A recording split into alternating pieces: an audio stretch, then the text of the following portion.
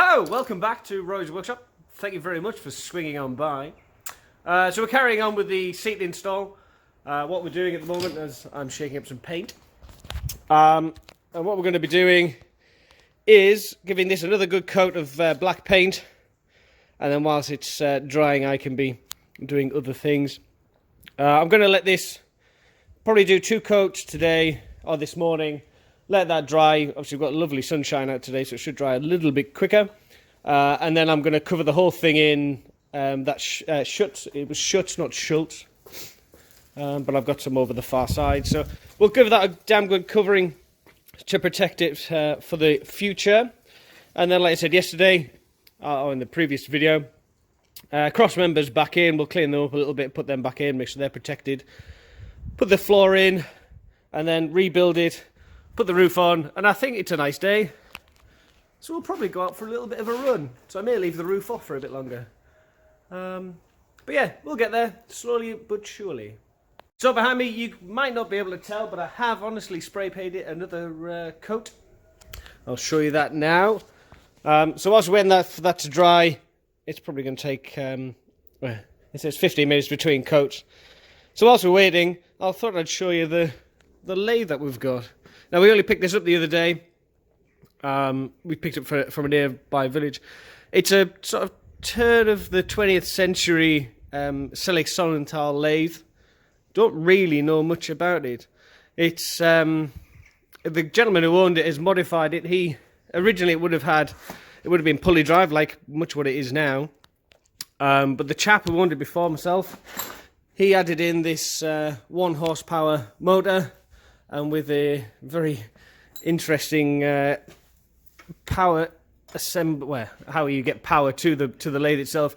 So you turn the motor on. The motor spins continuously. You can't turn it off unless you turn off the power. But what you do have down here is a little lever.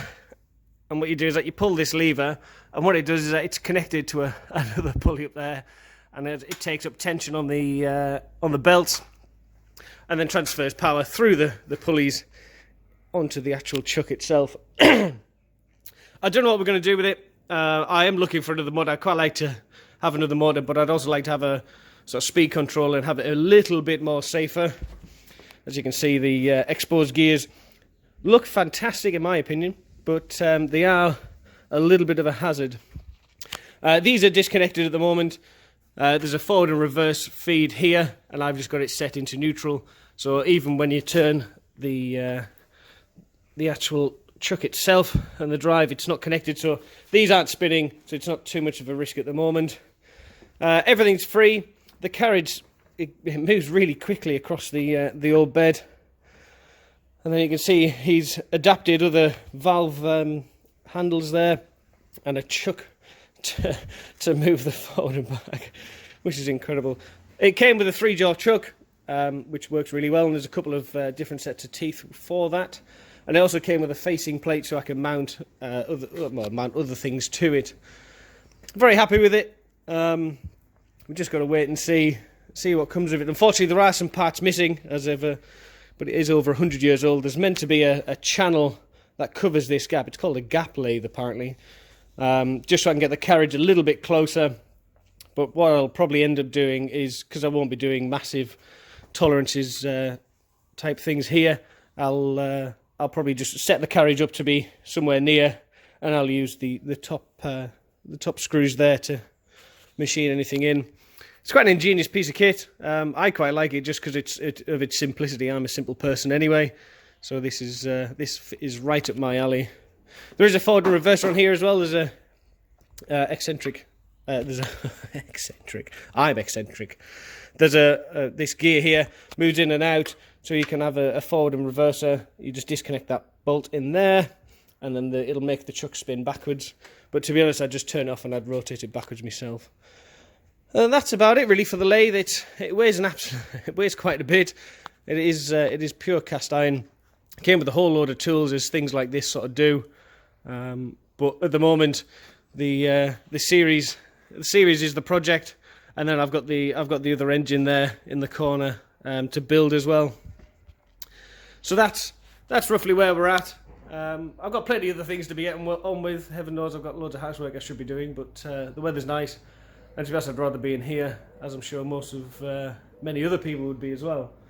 But apart from that, that's roughly where we're at. Still got plenty of stuff to be getting on with. I've got some work on the 90 to do, because the distributor's on its way out quite badly, and it's affecting the running of it, which is really bad because I really enjoy driving that. And that's about it, really. So we'll carry on with the series. We'll hopefully get that finished today. Really, there's no particular reason why not, and we'll go from there. How's about that? How's about that? Why do I keep saying that? No idea. So there we have it. The frames are fully in now, all fully protected. They've had 3 coats of paint on, 2 this morning, which have dried and cured. And now I've added the corrosion protection. There's the body shuts. I've used it a couple of times on different cars. I've done an MX-5 with it underneath, and a couple of Land Rovers and various other projects around, and it's worked really well, so I'm happy with it.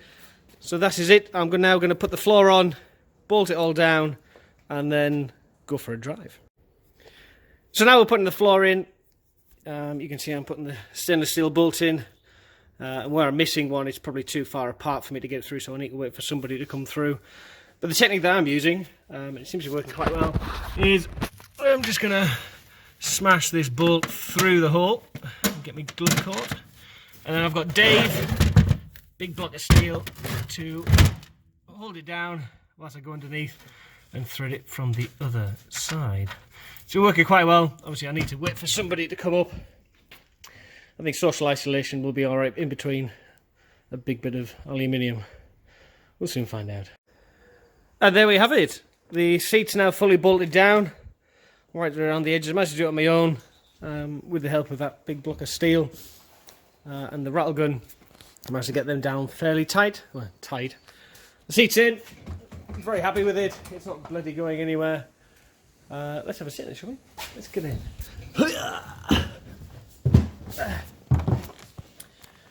Now, this was never intended to have an adult in it. I would use the term adult for me very loosely, as most of you will probably know. There is a slight problem.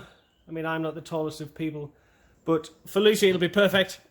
We'll see it when she gets a bit older. We'll then look at redesigning the frame that it's sat on and then lower it down. But I think it's time to drop the tailgate on. It's a beautiful day. We'll don our sunglasses and then go for a ride.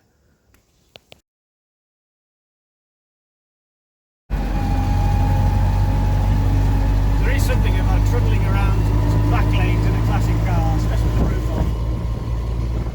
Feels good.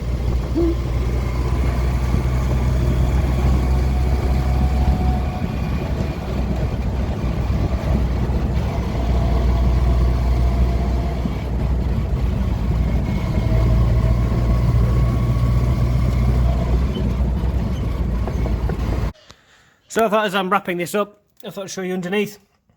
There you can see the spacer and how it meets perfectly up to the bottom underside of the floor there. And there's obviously the forward one.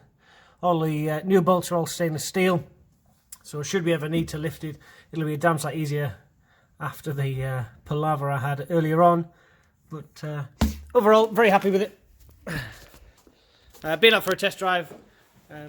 Everything was perfectly fine. But now I think it's time to put the roof on. We'll give it a wash, and then we'll send it back to where it should well be. Thanks a lot for following along. I appreciate it. I appreciate everyone that's sort of commented and give me a bit of jip.